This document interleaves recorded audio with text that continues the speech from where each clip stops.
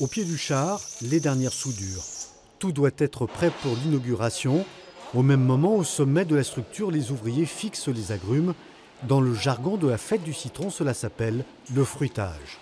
La technique, c'est qu'on prend un élastique jaune, qu'on accroche au grillage et on inclut le fruit à l'intérieur.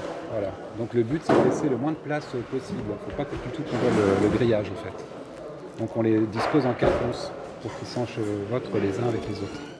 30 kilos de fruits pour chaque mètre carré de char décoré. Les piles de carton vides témoignent de la démesure de l'ouvrage. Il faudra 2 tonnes de citrons et oranges pour chacun des 10 chars qui défileront dans les rues de Menton. Dans les jardins Biovès, en centre-ville, les structures fixes, elles aussi, sont très gourmandes de fruits. L'an passé, les agrumes étaient de mauvaise qualité. Cette année, les organisateurs ont choisi des producteurs de Murcia, une région au sud de l'Espagne. Je pense que les visiteurs pourront vraiment apprécier cette qualité de fruits et la qualité de toutes ces petites mains qui vont mettre en place tous ces fruits. Cette année, entre 170 et 190 tonnes, on ne sait pas encore exactement, toujours une interrogation, savoir exactement combien on mettra de fruits. On le sait réellement qu'au milieu de la fête. 20 000 heures de travail pour décorer la 85e fête du citron. Les employés municipaux n'ont pas aménagé leur peine.